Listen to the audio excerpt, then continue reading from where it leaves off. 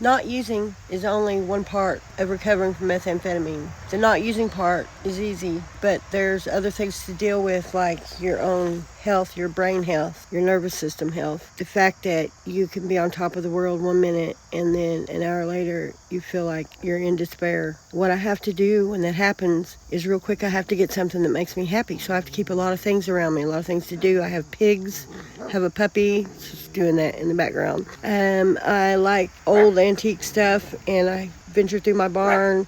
My great-grandpa lived here. There's a lot of stuff here to go through. And learning how to get the feel-good receptors to work right again is going to take some work. It's going to take some work, and it could take a lot of work and a long time. You can't let yourself get depressed. This dog, I swear. You can't let yourself get depressed, so you have to fight that. You have to fight the depression.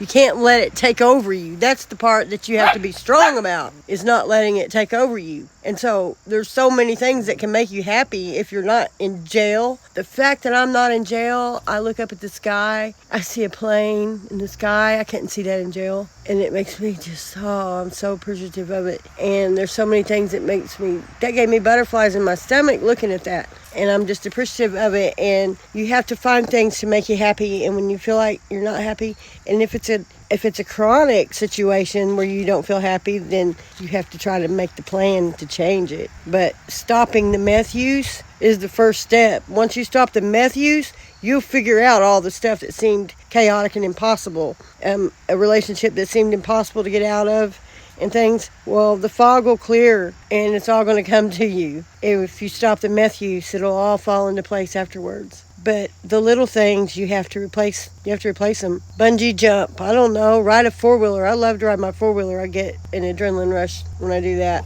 I like to do things that scare me, like at night by myself in some creepy thing or something. It really gives me a jolt. The cold plunge gives me a jolt. I hang upside down on my inversion table, and that wakes me up if I'm foggy and fatigued. So the two things that's been the hardest is fighting the fatigue and keeping the happy receptors working. Without YouTube, I wouldn't be happy. I wouldn't have nothing to live, because I started just living for YouTube a while back. I just live for YouTube because it's the success. I want the success on it so bad that I would never quit no matter what. But I just hadn't found my right area. Hopefully this is my right area. So, and the rush from YouTube, it's like riding a ride at the fair. Oh, that's another thing. If it's fair time, if you can go ride something at the fair, that gives you a rush. It sounds like fun. I love it. I love rides, roller coasters, motorcycle rides. Ride down the road with your feet out the window if you're on the passenger side, with the radio blaring and the windows down. If you think that, feet out the window and the windows down and some good old rock and roll playing, if you think that ain't a rush, try sitting in jail and thinking about wishing you could do that. That's, those things, yeah. And if you're using meth, I bet I know 1 out of 10 people maybe didn't go to jail ever from using meth. Most of them did sometime, or something happened. They lost their family, their job, their teeth, their brain. There's a better way. There's a better way, and I feel good. And I might not stay up all night every night now, but that's going to wreck you mentally if you keep doing that. It was wrecking me. That's what makes people get mental off of the shit, I think, from not getting to sleep. And so I need the sleep that I get every night, and it makes me healthy, and it makes me reverse my aging process back, maybe, hopefully, back to younger. Drink a lot of water. I love being clean. It feels great. I'm not going to lie to you. I couldn't get on here and say it if it didn't feel that way. I'm not going to say it's the easiest thing in the world that you'll do. But the key to it is replacing the dopamine hit. If it's somebody tickling you, that'll do it. Jump into cold water. That's to wake up, Take a bunch of caffeine. OD on caffeine. I do. Unless you got a heart problem, you ain't supposed to or whatever.